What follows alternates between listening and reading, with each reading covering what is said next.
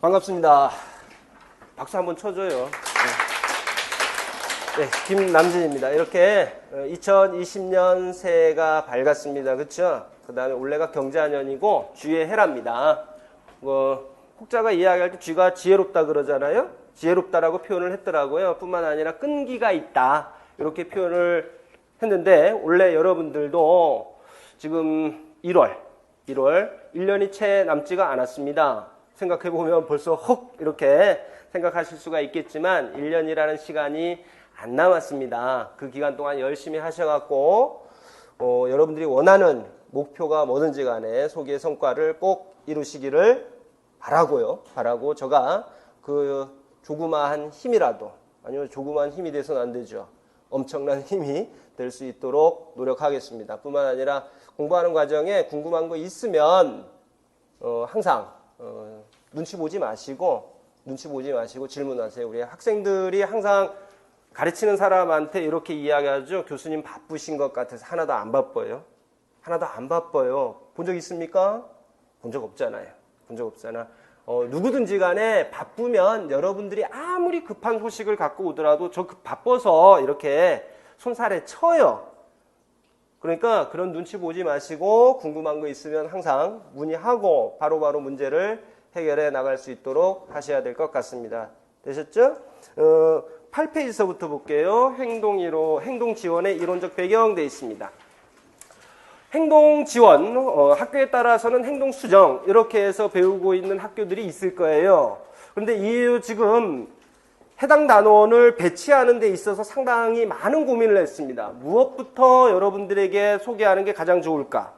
그런데 분명한 거는 행동 지원이라는, 긍정적 행동 지원이라는 부분이 가장 중요해요. 왜냐 그러면 이렇게 한번 생각을 해볼게요.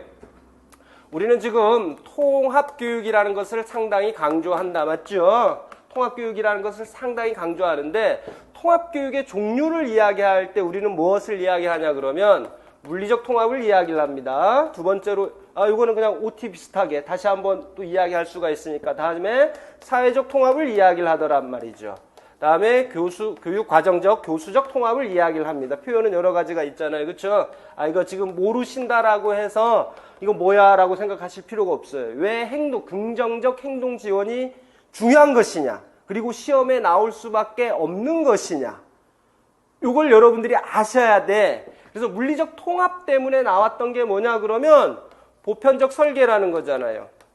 보편적 설계라는 부분들 우리 시험에도 이야기가 됐었다. 그렇죠? 그 다음에 사회적 통합을 위해서는 뭐가 필요하냐 그러면 같이 어울려서 지내야 된다라는 이야기에서 PBS가 나옵니다. 같이 어울려야 되니까. 그러니까 시험 나오죠. 2000년대에서 시험에 나왔던 이유가 뭐냐 그러면 우리나라도 1971년 대구 칠성초등학교를 중심으로 해서 통합교육이 시작이 됐다. 혹은 수원에서 중앙초등학교를 중심으로 해서 시작됐다라는 이야기가 나오고, 이 통합교육에 대한 학문이 우리나라에 들어오고 어떻게 할 것이냐라는 부분을 고려하는 과정에서 1997년에 미국에서 장애아 교육법에서 PBS라는 게 언급이 되더라. 그러다 보니까 우리나라 쓱 들어왔단 말이죠. 교수적 통합, 뭘 이야기할 것이냐? 일반 교육 장면에서 통합교육이라는 걸 생각을 하게 되면 일반 교육 장면에서 모든 애들이 낙오되는 학생 없이 모든 학생들이 수업을 따라올 수 있어야 된다. 물론 교수적합화라든지 한번 들어봤다. 그쵸? 교수적합화라든지 여타의 방법을 통해서도 충분히 따라오게 할 수는 있으나 근본적으로 목표를 바꾸지 않고 다양한 방법을 통해서 처음부터 따라오게 할 수 있는 방법이 뭐가 있을까? UDL이라는 게 있더라 이거죠. 시험 다 나왔잖아요. 그래서 최근에 트렌드 이게 2000년대 초반부터 유행을 했다라고 치면 우리나라 학문이 들어온 게 2000년대부터 들어왔을 거잖아요. UDL 최근에 나오기 시작을 했잖아요. 그렇죠? 교수적합화가 싹 지나간 다음에 UDL이 나오는 이유가 뭐냐 그러면 교수적 통합이라는 시대적인 욕구를 충족시켜 줄 수 있는 부분이기 때문에 이와 같이 언급이 되는 거예요. 그만큼 중요한데 문제는 뒷부분에서 배워야 되느냐 앞부분에서 배워야 되느냐, 이게 그만큼 중요한 거기 때문에 저는 앞쪽에 배치를 했습니다. 자, 그럼 이제부터 들어보세요. 여러분들은 이미 익숙한 용어로 행동 수정이라는 것을 알고 있으실 겁니다. 알고 있으시죠? 그쵸? 한번 들어봤다. 그쵸? 행동 수정 모르시는 분, 행동 원리를 적용을 하는 겁니다. 행동 원리라는 것은 뭐냐 그러면 인간의 행동을 통제하는 원리를 행동 원리 이렇게 이야기를 해요. 강화를 제공한다, 벌을 준다 이런 부분들 이게 전부 행동 원리에 들어가는 거예요. 그런데 이게 어디에서 만들어졌죠? 어디에서 생긴 이론입니까? 실험실에서 만들어졌다라는 데 문제가 있어요. 여러분들이 알고 있는 누구누가 있냐 그러면 제일 먼저 파블로프 있었잖아요. 그렇죠? 개실험. 다음에 숀다이크 있을 겁니다. 마지막으로 스키너 이렇게 있잖아요. 우리는 파블로프의 이론을 뭐라고 이야기를 하냐 그러면 고전적 조건 형성 이론 이렇게 이야기를 해요. 그렇죠? 원래 고전적이라는 것은 없었던 표현이다라는 것도 뭐 교육학을 통해서 들었든 아니면 특수교육학 시간을 통해서 들었을 겁니다. 다음에 숀다이크라는 사람은 세 가지 법칙을 이야기를 했더라. 맞죠? 효과의 법칙, 효과. 연습의 법칙. 이거 또 쓰십니까? 쓰지 마요. 지금 여러분들에게 중요한 건 모르는 게 아니잖아. 이거 다 찾아보면 나와요. 학교에서도 또 들을 기회 있어. 그러니까 제가 설명하는 의도를 잘 알아야 돼. 어떻게 해서 긍정적 행동 지원 그리고 여러분들에게 익숙한 학교 차원의 긍정적 행동 지원까지 흘러 들어갔느냐 이 큰 줄기가 여러분들 머릿속에 있어야지만이 다음에 세밀하게 들어갔을 때 어떻게 연결된 거를 안단 말이에요. 흐름을 모르면 개별적인 것만 알면 문제를 못 풀어요. 전체적인 스토리 안에서 상호 요인들 간의 관계를 명확히 알아야지만 문제가 바뀌었을 때 서다평은 말 그대로 단편적인 지식 딱딱딱 물어보니까 외운 거 그대로 쓰면 되죠. 근데 서술형 같은 경우는 그게 어려워. 그러니까 전체적인 흐름을 머릿속에 딱 염두에 두고 여기에다가 정교화를 시켜야 돼. 여기에다가. 무슨 이야기인지 아시겠죠? 이게 중요한 게 아니잖아요. 중요한 건 제가 중요하다라고 이야기를 하죠. 이와 같이 세 가지 법칙을 만듭니다. 그런데 스키너라는 사람은 참 영악한 사람이었던 것 같아. 남이 딱 차려놓은 밥상에 숟가락 하나만 딱 얹혀놨으니까요. 무슨 이야기인가 하면 이제 요거는 여러분들이 한번 생각해 보셔야 돼. 조건화라는 이야기들 나오잖아요. 그렇죠? 조작적 조건화. 조건의 뜻이 뭐예요? 죄송합니다. 조작적 조건 형성 이론 이게 조건 형성. 나중에 이 사람이 스키너가 조작적 조건 형성 이론 나오잖아요. 그렇죠? 조작적 조건이라는 다시 한번요. 조작적 조건 형성 이론 이렇게 나왔을 때 조작적이라는 말이 뭐예요? 조작한다라는 말이 뭐예요? 자, 읽어보세요. 답을 기다릴 시간이 없어. 그래서 파블로프 실험 어떻게 했는지 머릿속으로 한번 리뷰해보고 뭐 고기하고 종 하니까 했다. 맞죠? 수동적이었네. 맞죠? 수동적이었네. 반응이 수동적이었잖아. 고기 주니까 침 흘렸죠. 종 치니까 침 흘렸죠. 이런 것들이잖아요. 실험 대략적으로 이야기하니까. 근데 숀다이크에서는 어떻게 됐냐 그러면 상자 안에 고양이 혹은 쥐가 들어가 있고 밖에 생선 냄새 풀풀 풍기니까 쥐가 막 돌아다니다가 어느 순간에 페달 밟아서 문 열리니까 와갖고 우와 내가 좋아하는 고기 있네? 이렇게 먹고 들어갔잖아요. 환경을 바꾼 게 누구죠? 쥐잖아. 과거엔 사람이라는 제3의 인물이 고기도 주고 종도 치고 하면서 무조건 자극을 조건 자극으로 중립 자극을 조건 자극으로 만들고 이런 부분들이 있었는데 가만히 생각해 보니까 아니더란 말이야. 가만히 생각해 보니까 이 조작적이라는 말은 뭐냐 그러면 환경입니다. 환경을 인간이 인위적으로 바꿀 수도 있다라는 이야기입니다. 환경을 인위적으로 바꿀 수 있다. 확 바뀐 게 뭐냐 그러면 파블로프 대 숀다이크 스키너 요 두 사람의 차이점은 뭐냐 그러면 파블로프는 수동적이다라는 겁니다. 수동적이다. 두 사람은 꼭 그런 건 아닌 것 같다. 인간이 인위적으로 환경이라는 것을 바꿀 수도 있다라는 능동적인 자세로 바뀌어버리는 거예요. 그러면 결국 행동 원리하고 관련지어서 이야기하면 어떠한 환경을 제시해 주느냐에 따라서 사람의 행동이 바뀌겠네. 맞잖아요. 어떻게 환경을 제시해 주느냐에 따라서 환경이 바뀌겠네 라고 이야기했던 게 행동 수정입니다. 이와 같이 수많은 행동 이론들이 어디에서 만들어졌느냐? 실험실에서. 그런데 문제가 생겨요. 이게 1920년대에서부터 있었던 이야기예요. 그런데요, 문제가 뭐가 있냐 그러면 쥐를 갖고 실험을 했던 것, 비둘기 갖고 실험을 했던 것, 이거 해보니까 밖에 나와 보니까 안 맞아. 예를 들면 우리 쥐를 실험하거나 뭐 할 때 간헐적 강화하라 그러잖아요. 한 번씩 들어봤다 맞죠? 효과가 더 강화되는 게 더 있는 게 간헐적 강화다라고 이야기를 하는데 여자친구 혹은 남자친구 사귄다 100일 날 선물 주고 200일 날 선물 주고 이거 하는데 수업 시간에 간헐적 강화가 더 효과적이다라는 이야기 들었어. 그래서 친구한테 써먹었어. 여자친구 혹은 남자친구한테 300일 날 건너뛰었다? 어떻게 돼요? 여자친구 혹은 남자친구, 나를 더 사랑해달라고 이렇게 건너뛰는구나 생각할까? 안 한단 말이에요. 바로 끝이야. 뭘 이야기를 하는 거냐 그러면 실험실에서 만들어진 상황과 실제는 다르다라는 거예요. 비록 이와 같은 파블로프에서부터 숀다이크의 이론이 실험실에서 만들어졌고 일부는 맞는데 이러한 이론들을 실제 적용하는 과정에서 점차적으로 맞지 않는 과정들이 많이 생겨나기 시작을 합니다. 맞죠? 실제로 맞지 않는 환경, 요 사이에 자연적인 환경에서 적용시키는 과정들이 자연적인 실제에 적용시키는 과정들이 많아졌다라고 이야기를 했습니다.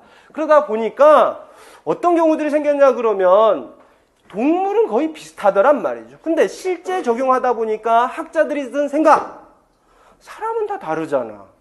실제로 보면 사람은 다 다른데 그렇다면 A라는 사람과 B라는 사람과 C라는 사람한테 적용시켜야 되는 방법이 전부 다른 거 아니냐. 외형적으로는 똑같은 행동을 할지라도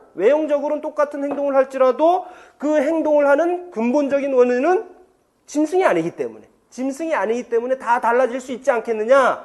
그걸 샅샅이 해쳐야 되죠. 왜 이거 안 하고 인간이 동물입니까? 라는 주장들이 쭉 나오면서 좀 과학적인 방법을 통해서 인간의 행동을 분석해보자. 그게 뭐냐 그러면 응용행동 분석이라는 겁니다. 이게 응용행동 분석이에요. 이게 언제 나왔냐 그러면 60년대에 나와요. 이게 60년대 이야기야. 그러면 이제 실생활에서 사람들이 어떠한 이유로 이와 같은 행동을 했고 이 행동에 대해서 어떠한 후속 결과를 취했는지 이런 부분들에서 계속 연구를 하겠죠. 결론은 뭐냐 그럼 사람마다 다 다르더라는 거예요. 그래서 각자의 특성에 맞게 다 해야 되지. 그런데 여기까지 좋았어요. 행동과학이라는 걸 적용시켜갖고 인간의 행동을 분석한다. 참 멋있잖아. 그런데요, 행동수정서부터 쭉 행동수정이라는 게 만들어지고 응용행동 분석이라는 게 생겨나면서까지도 계속적으로 있었던 게 뭐냐 그러면 문제 행동을 수정하는 데 있어서 가장 효과적인 건 뭐냐 그러면 칭찬이 아니더라 이거예요. 뭐가 가장 효과적이다라고 생각을 했을까? 혐오 자극을 제공하는 게 행동을 단기간에 바꾸는 데는 참으로 효과적이라는 인식들이 팽배져 버렸던 거예요. 우리는 그것을 교과에서는 비혐오적이다라는 표현을 쓰잖아요. 그렇죠? 혐오적 이런 부분들에 대한 문제가 계속적으로 제기가 돼요. 행동 수정이 실제 적용되면서요. 응용 행동 분석이라는 이론이 등장했음에도 불구하고 이러한 이론들은 끊임없이 제기됐던 거예요. 물론 혐오적인 방법에 대해서 한편에서는 뭐라고 이야기했을까요? 좀 이제 인간의 행동을 바꾸는 건 좋은데 비혐오적인 방법을 써서 바꿀 수는 없을까? 아마 제가 개인적으로 생각했을 때 많은 사람은 그 방법을 알고 있었을 거예요. 근데 문제는 뭐냐 그러면 우리가 그렇듯이 단기간에 효과를 보고 싶어 하잖아. 단기간에 효과를 보고 싶어 하잖아. 그러다 보니까 혐오적인 방법이 계속적으로 사용이 됐던 거예요. 그러다가 1990년대 말입니다. 90년대 말에 뭐가 생기냐 그러면 긍정적으로 당연히 긍정적 행동 지원이라는 게 생겨요. 긍정적 행동 지원. 뭐 때문에 생겼느냐 그러면 결정적으로 지금 여기 응용행동 분석 끝에 거의 말미에 인간은 누구나 전부 다르다. 그걸 분석해야 된다. 당연한 거 아닙니까? 사람들이 자꾸 물어보는 거야. 어떻게 하란 말이야. 말만 하지. 이거 이론이거든. 이게 이론이에요. 이론. 철학이고. 책들 보다 보면 이런 표현들 나올 거예요. 말만 하지 말고 구체적인 방법 좀 이야기해줘 봐.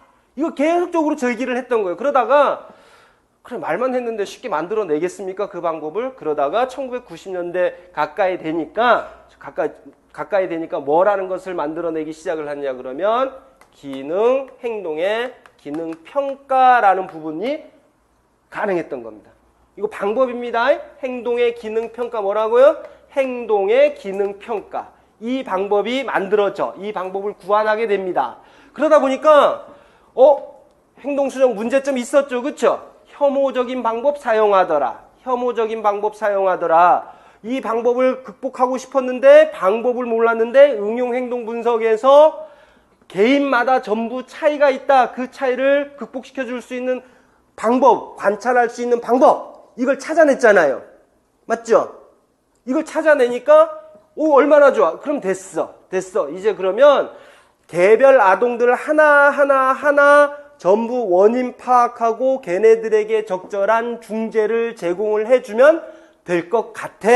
근데 또 뿐만 아니라 개인을 바꾸는 것도 중요한데 체제, 사회 전체를 바꾸는 것도 상당히 중요한 것 같아 라는 생각을 했습니다. 왜냐?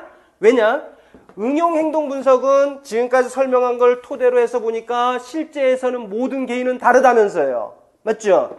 개별화의 원리를 충족시켰다라고 이야기할 수 있겠네요. 맞습니까? 맞잖아. 과거에 동물 심리학을 통해서 나왔던 행동 수정은 모든 인간은 동일하다라고 했기 때문에 떼쓰면 무조건 사탕을 하나 주든 떼쓰면 체벌을 하든 다 똑같이 했죠. 그 원인에 상관없이. 천편일률적이었다라고 하게 되면 그게 아닌데 실제에서는 그게 아닌데 라고 하면서 응용행동 분석에서는 A하고 B하고 C는 전부 달라. 우는 이유도 다르고 그러니까 한 명 한 명의 원인과 행동과 후속 결과를 전부 분석했잖아. 맞죠? 그러다 보니까 개별화의 원리가 적용됐다라고 치게 되면 한 가지 더 고민했죠. 학자들은. 그래 개별화 됐어. 이거 얼마나 우리가 지속시킬 수 있을까? 학교 장면을 떠나면 어려운데 여러분들이 현장에 가시면 바로 고민합니다. 내가 열과 성의를 다해서 우리 애들 가르쳤는데 내 내년에 정근 가는데 혹은 내년 되면 여러분의 현장 실습 기간만 하더라도 내가 5월달 지나면 못 오는데 라는 이유 때문에 많은 학생들이 그 기간 끝나면 여러분도 경험하셨겠지만 울었잖아. 내가 없으면 이거 누가 해주지? 이런 생각 든단 말이에요. 그러면 그 행동이 쭉 유지가 돼야 돼. 우린 그걸 뭐라고 이야기를 하냐 그러면 일반화라고 이야기하죠. 그렇죠? 일반화하기 위해서는 선생님만 바뀌어서는 안 되잖아요. 그렇죠? 학교도 바뀌어줘야 돼. 나는 A라는 학생이 착한 일을 하니까 교실에서 칭찬해줬어. 밖에 나가서 우리 애가 똑같은 행동을 했단 말이야. 우리 선생님은 칭찬을 해줬는데 왜 다른 사람은 칭찬 안 해줄까? 그러면 그게 일반화 효과가 있어요? 없어요? 없어. 그 다음에 학교에서는 분명 선생님들이 칭찬을 해주는데 집에 가서는 아무리 귀여움을 떨고 착한 일을 많이 해도 우리 엄마 칭찬 안 해주네? 아니단 말이야. 그래서 이러한 일반화를 계속적으로 유지하기 위해서는 체계가 바뀌어야 된다.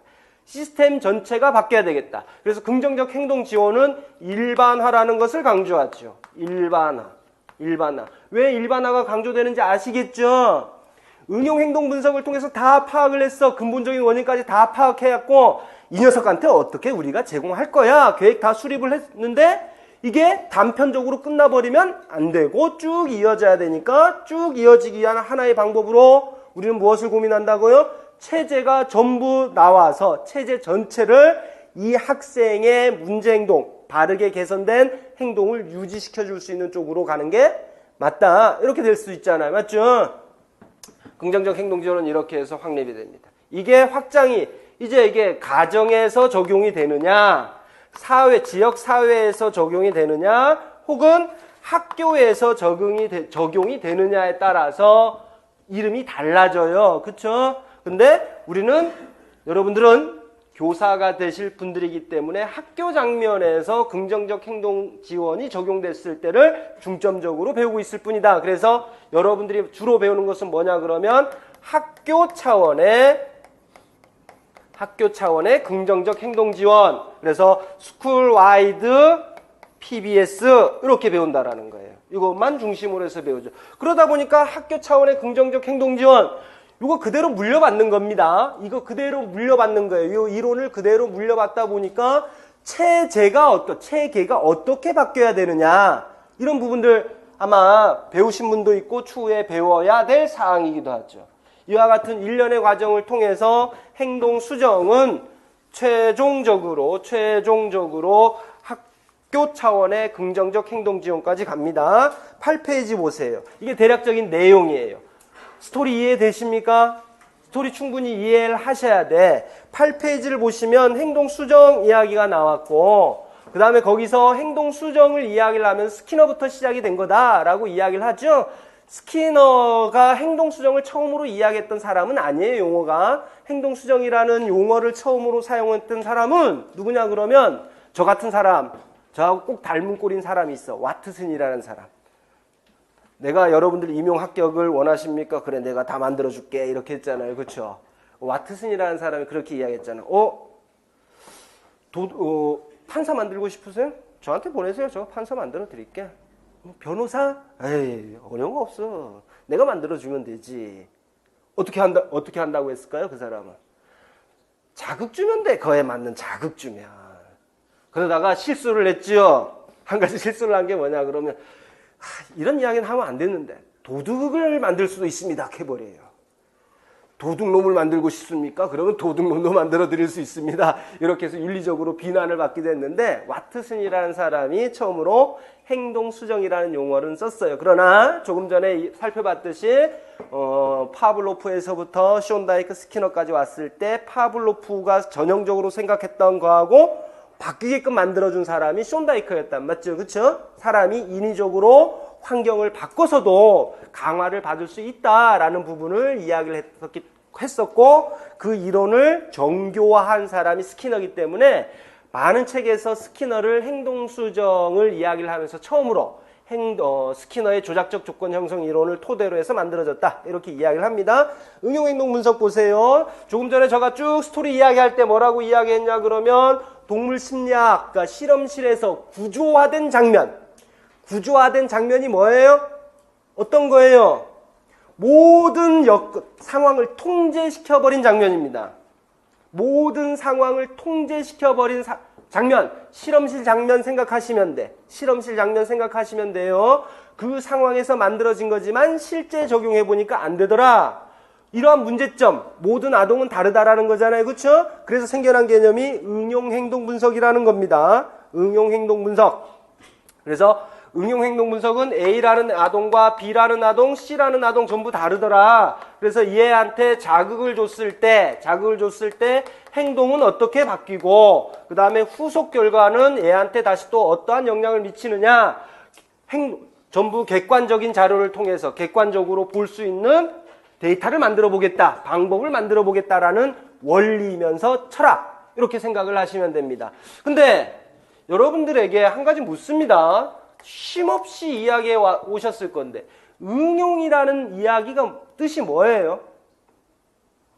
왜 묻습니까? 여러분은 다 허투루 넘겨. 저는 시험 나가면 시험 출제에 들어갔으면 이것도 내 거예요. 왜냐 그러면 우리는 용어를 사용하는 데 있어서 그 용어가 갖고 있는 의미를 모르고 막 사용하죠. 막 사용하잖아요. 응용의 뜻이 뭐예요? 긍정적 행동 지원을 이야기를 함에 있어서도 반드시 언급되는 게 응용행동 분석이잖아요. 그렇죠? 이 단어는 무조건 응용행동 분석을 안 거치고 갈 수가 없는 단어이고, 응용행동 분석이라는 용어는 어떤 교재는 응용행동 분석 자체가 교과목의 교재의 제목이기도 합니다. 응용이 뭔데요? 실생활에 적용 가능한이라는 이야기입니다. 실생활에 적용 가능한. 왜 그러한 용어가 생겼는지 조금 전에 일련의 과정을 스토리 이야기해 드렸다. 맞죠?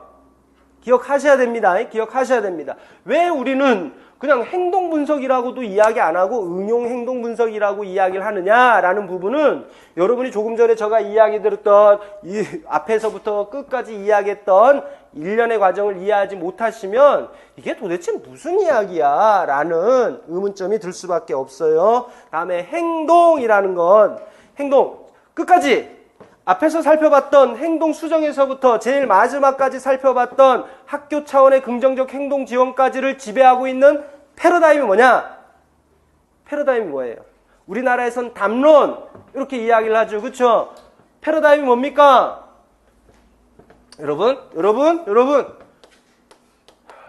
교육학을 공부하든 뭐를 공부하든 인식론이라는 이야기 상당히 많이 들을 거예요. 그렇죠? 여러분은 요하고 상대되는 개념이 뭐냐 그러면 지식론이라는 개념이 있어. 지식론은 안 배워. 지식론은 안 배워요. 왜냐 그러면 선생님은 지식을 만들어낸 사람이 아니야. 선생님은 만들어진 지식을 학생들에게 전달하는 사람이기 때문에 뭐에다가 관점을 둬야 되냐 그러면 내가 전달하는 지식을, 교사가 전달하는 지식을 앉아있는 학생들은 어떻게 받아들일까? 이게 주 관심사야. 맞죠? 그러다 보니까 인식론 그러면 여러분들은 세 가지 생각하시면 돼요. 이거 합격해서도 계속 머릿속에 딱 집어넣으십시오. 모든 과목 이해하는 데 있어서 꼭 필요한 거고 기본적으로 이게 돼 있어야 돼. 우리 재학생들 하면 막 모르지 말고 행동주의, 다음에 인지주의, 세 번째 구성주의입니다. 어떻게 받아들이느냐. 자극을 주면 학생들은 받아들인다. 뭔 소리냐? 학생들은 스스로 지식을 찾아내서 받아들이기도 하더라. 뭔 소리냐? 뭔 소리야? 선생님이 전달하는 거하고 학생이 받아들이는 것은 달라. 학생은 자신이 갖고 있는 선행 지식을 토대로 해서 지식을 새롭게 구성하면서 받아들여. 요거예요. 요거 구성주의. 그러니까 요 두 개는 객관적인 사실이 있다라고 생각을 해서 객관적인 사실 찔러주면, 자극을 주면 학생은 반응할 것이다 이렇게 이야기하는 거고, 학생들은 능동적으로 그러한 지식을 찾아서 습득하는 경우도 있다라고 이야기를 하는 거고, 객관적인 사실이 있는 거잖아요. 그렇죠? 그래서 우리는 그걸 객관주의라고 부르잖아요. 공학 시간에도 또 나옵니다. 다음에 구성주의. 에이, 무슨 객관적인 사실이 없어. 단편적인 예로 우리는 태양계를 배울 때 저 때는 수금지와 목도천해명 이렇게 배웠어요. 근데 중학교 때인가 가니까 명왕성 없어졌대. 이건 또 뭐야? 우리 때 분명 선생님이 그랬거든. 다른 건 몰라도 이건 안 바뀌어. 바뀌구만. 맞죠? 그 다음에 제가 지금 열심히 이야기를 하고 있는 것 같잖아요. 그쵸? 겉으로. 다 여러분들 제가 이야기한 그대로 받아들였나요? 아니야. 여러분들은 여러분들이 갖고 있었던 기존의 지식을 갖고 내 걸 재해석하면서 듣고 있잖아. 내가 그러지 말라고 했음에도 불구하고 하고 있잖아요. 그쵸? 그게 뭐냐 그러면 구성주의예요. 그게 구성주의야. 객관적인 진리 없어. 어떻게 받아들이느냐. 인식 주체의 문제지 객관적인 진리가 존재하는 거 아니야. 그래서 객관주의하고 구성주의 이렇게 이원화시켜서 이야기도 하더라 이거죠. 이게 패러다임입니다. 우리 교육학에서 이야기하는 패러다임은 보통 이거예요. 물론 행동주의에서 인지주의로 넘어오기 전에 뭐 형태 심리학 이런 부분들도 있지만 그건 교육학에서 이야기하는 거고, 우리가 이야기할 때 이 앞에서 이야기했던 행동 수정에서부터 저 끝까지 나왔던 학교 차원의 긍정적 행동 지원까지 지배하고 있는 패러다임, 인식론은 뭐죠? 행동주의라는 겁니다. 바뀌지 않습니다. 이 행동주의 원리가 쭉 따라갑니다. 그래서 이 행동이라는 게 뭐냐? 겉으로 드러나야 돼요. 직접적으로 관찰할 수 있어야 돼요. 그 외에는 아닙니다. 그 외에는 아니에요. 우리 후반부 거 먼저 살짝 이야기를 하게 되면 기능평가라는 행동의 기능평가 나오잖아요. 그쵸? 기능평가 방법으로 몇 가지를 쭉 배우는데 일화 기록이 방법이 그 중에 하나예요. 저 막 던집니다. 미리 던져놔야 나중에 되면 아 그때 그거 하지. 거기에 보게 되면 임용 출제 나왔던 게 뭐냐 그러면 다음에 일화기록법 기술 내용 쭉 보여주면서 잘못된 게 뭡니까? 나와. 객관적인 사실을 있는 그대로 기록해야 되죠. 행동의 관찰이라는 것 부분은 어떤 영역이든 다 똑같습니다. 속지 마세요. 여기에서 이렇게 이야기하고 저렇게 이야기하고 그게 아니야. 표현만 달라져. 표현만 달라지니까 속지 말라 그랬죠? 책은 사기꾼이다. 여러분이 모르면 책은 수백 페이지, 수천 페이지가 알면 쫙 줄일 수가 있어요. 거기에 정답이 뭐냐 그러면 뭐뭐 때문인 것 같다라는 표현들이 나와. 아니 행동을 관찰하려고 그러면 가장 객관적으로 드러나는 행동만 쭉 기술을 해야 된단 말이에요. 거기에 자신의 평가가 들어가면 안 돼요. 싫어서 편식 때문에 음식을 안 먹는 것 같다. 아니요. 음식을 안 먹는 게 행동이죠. 편식 때문에는 행동의 관찰이 아니에요. 그거는 자기가 평가한 거야. 그래서 이런 부분들에 대해서 오류를 범하면 안 됩니다. 행동은 시작과 끝이 명확해야 되고 직접적으로 눈을 통해서 관찰 가능해야 돼요. 그래서 우리는 조작적 정의라는 것을 필요로 합니다. 자리에서 일어선다. 행동 맞습니다. 행동 맞죠? 근데 여기 앉아있는 분들에게 자리에 한 명 아동이 늘 있어요. 여기다가 아동이 있는데 이 아동 보면서 여러분들에게 자리에서 몇 번 일어났는지 체크해 보십시오. 그러면 여기 앉아있는 분들 전부 빈도가 다르게 나올 거야. 왜 그렇죠? 자리에서 일어나는 게 어느 정도가 자리에서 일어나는지를 다 다르게 판단하기 때문에 엉덩이 살짝 대면 일어선 건가? 아니면 옆으로 완전히 와야 일어선 건가? 이건 난해하단 말이에요. 그래서 행동이라는 건 시작과 끝이 명확해야 되고 시작과 끝이 명확하지 않았을 때는 부가적으로 무엇을 해줘야 되냐 그러면 조작적 정의라는 것을 통해서 명확하게 규정을 해줘야 돼요. 이거는 우리 이 단원에서부터 끝에 우리 심화 과정이 됐든 아니면 여러분들이 2차 대비를 할 때든 항상 똑같습니다. 항상 똑같이 적용이 된다라는 부분. 그 다음에 분석이라는 것은 거기 나와 있는 대로 이유가 뭐냐, 결과가 뭐냐, 어느 정도 향상이 됐느냐, 이게 중재의 효과냐, 이런 부분들을 따져보는 것을 분석이다라고 이야기를 하기 때문에 응용행동 분석이라는 것은 객관적인 사실을 관찰하고 맞죠? 측정하고 평가하는 것 이렇게 정의 내릴 수 있지 않을까요? 객관적으로 우리가 눈으로 관찰할 수 있는 행동을 실제에서입니다. 전제는 실제에서 실제 장면에서 실제 장면이라는 거 잊으시면 안 돼요. 실제 장면에서 행동을 관찰하고 맞죠? 관찰 가능해야 행동이니까 앞뒤 잘 재면서 공부하세요. 관찰하고 그 다음에 측정하고 빈도도 체크하고 해야 될 거 아닙니까? 문제 행동하고 그 이후에 뭐를 해야 된다고요? 평가를 해야 되지요.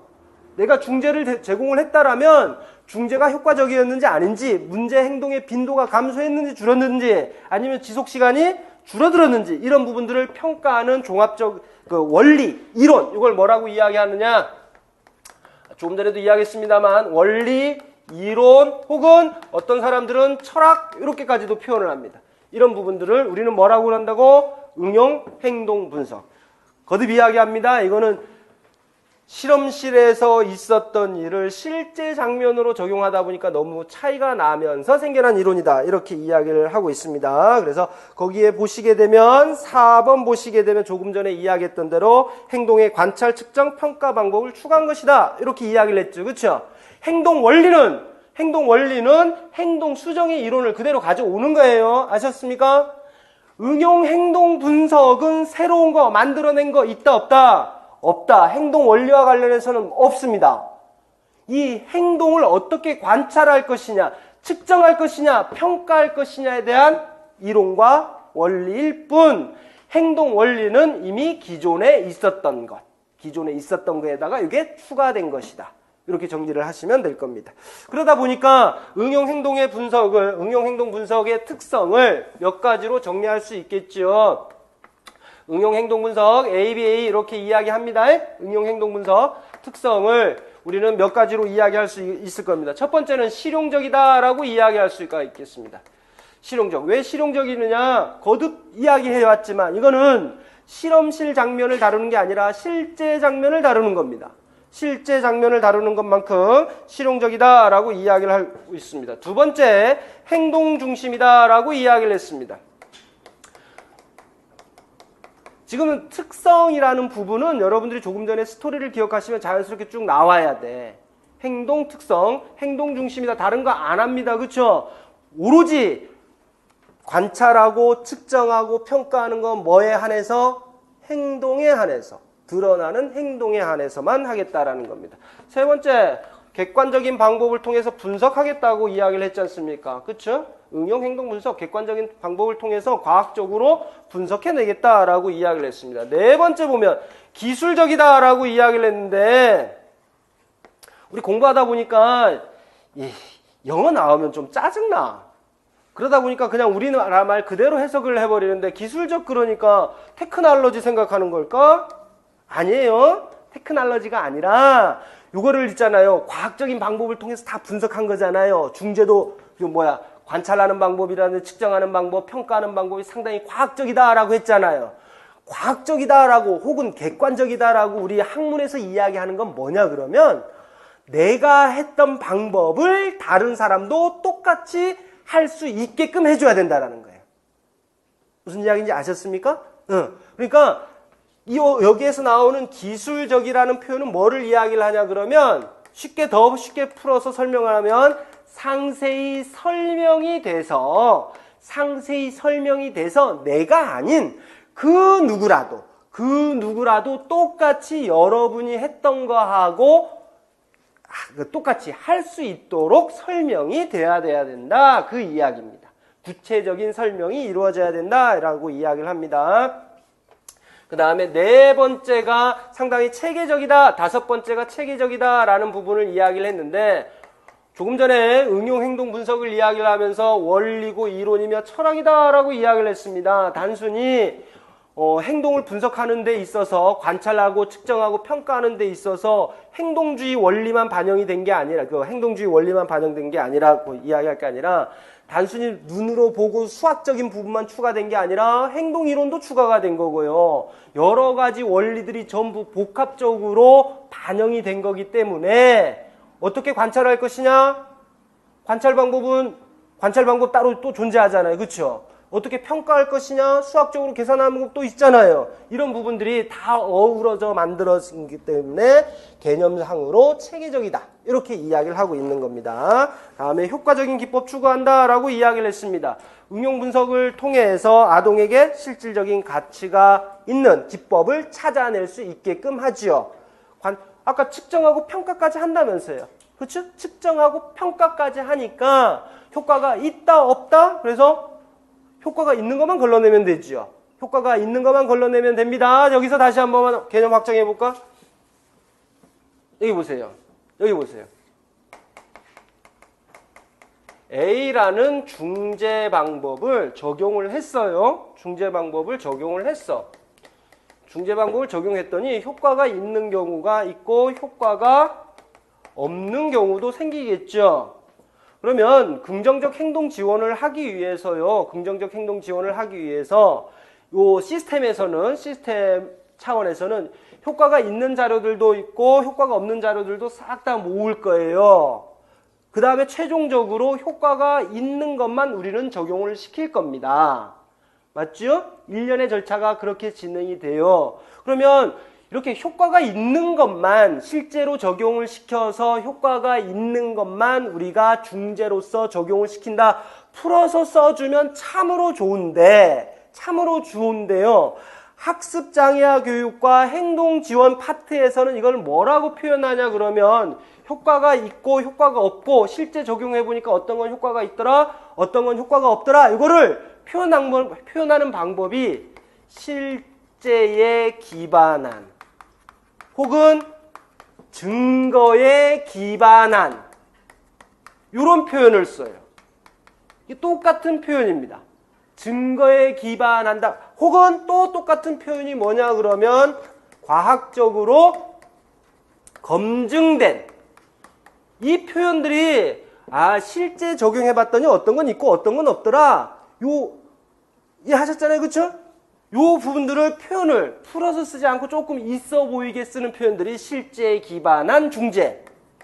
실제에 기반한 중재. 이게 뭔가 나중에도 이게 뭐야 하지 마시고 실제 기반한이란 머리상으로 한번 이렇게 하면 이렇게 할 거야 이렇게 할 거야 구상 머릿속으로 이게 생각해서 만들어낸 게 아니라 실제 데이터가 있다라는 겁니다. 실제 데이터가 있다라는 이야기, 증거가 있다라는 이야기, 그다음에 과학적으로 검증된이라는 이야기. 학습장에 가면 또 이 과학적으로 검증된이라는 이야기 때문에 또 애먹죠? RTI 이야기 나오면 제가 맨날 보기로 들은 거 황우석 이야기 듭니다. 둘리.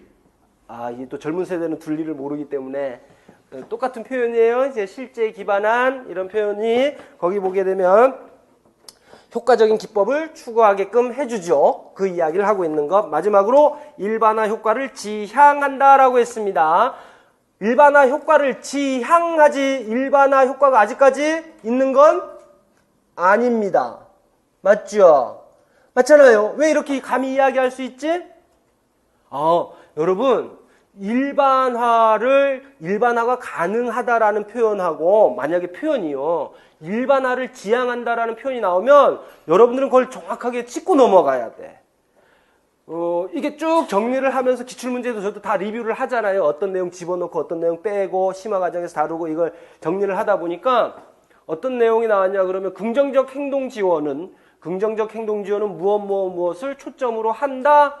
잘못된 문장을 골라내라라는 이야기예요. 긍정적 행동 지원의 목표와 관련해서 나왔는데 잘못 오해해버리게 되면 내용이 누가 보더라도 이게 잘못된 거야. 이게 아니야. 무엇을 초점으로 한다라고 되어 있었는데 긍정적 행동 지원이 초점으로 하는 게 아니야. 초점으로 하는 것은 시스템의 변화거든요. 긍정적 행동 지원은 시스템의 변화인데 그것을 오히려 다른 쪽으로 살짝 바꿔놔. 학업 성취도의 변화라든지 문제 행동의 변화에 초점을 둔다. 초점 안 두는 건 아니잖아. 맞죠? 긍정적 행동 지원은 학업 성취도의 변화라든지 문제 행동의 변화를 신경 쓰지 않나요? 신경 써요. 신경 쓰는데 더 큰 궁극적인 초점이 어디에 있냐 그러면 아까 일반화라는 부분 이야기를 했잖아. 체계가 일반화를 유지하기 위해서 체계를 공고히 하는 게 더 목적이란 말이에요. 그래서 제가 이야기하는 바는 뭐냐 그러면 아직 일반화는 아니다. 일반화는 언제?